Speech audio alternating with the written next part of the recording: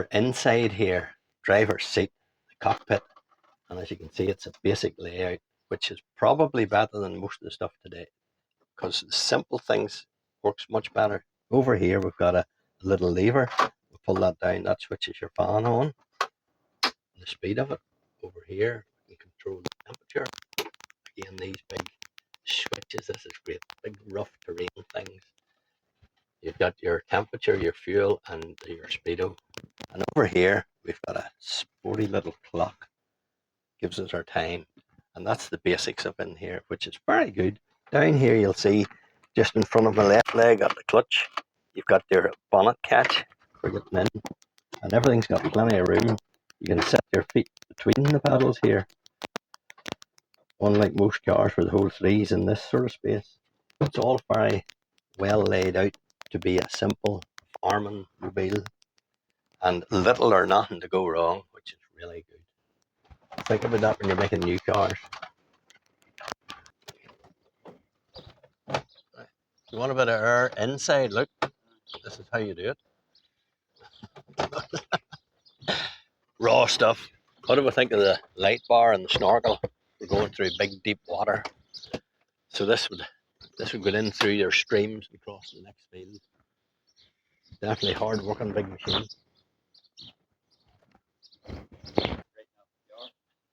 Okay, this is something you can't do in your normal little cars and stuff now. Just stand up and jump about and sit on them. They were made to last, to be strong, and they were made to be something that was going to take on the world, the fields, and everything you needed the four-wheel drive for. So we're going to go now and take a look at the engine that's being built for this, and see you in a second or two.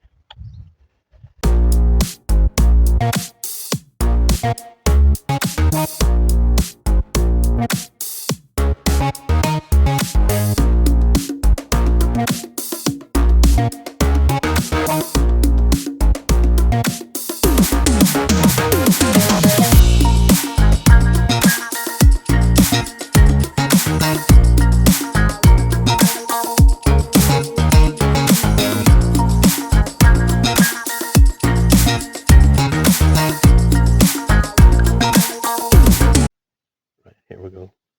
Okay, we're looking in underneath. What year is this? 1990 Defender. She's been stripped down, redone, and a nice new galvanized chassis, as you can see. All's new underneath. Good job, it'll last a lot longer. Right, a wee quick look under the bonnet here. We've got the 2.5 turbo diesel engine. Just to let you have a little look around. So at the minute, this is getting another engine done up for it, a whole rebuild. So that's that area. We'll get down off that. Okay, to look at the Rover, the 1990, and back when things was made of real stuff, as you can see, I'm sitting on the bumper. You don't do that in the new car now. You take the whole front end off it. They're a robust old machine, as you see by looking around it. This is made for a bit of hard work, and the dirt shows that it's being used in the fields, etc. Land Rover started these in 1948. Now, not this model, Series 1, and they obviously it was against the Willis Jeep, so it was a smaller four-wheel drive. So Land Rover came out with a slightly bigger one, and it became very good for the military and for farming community.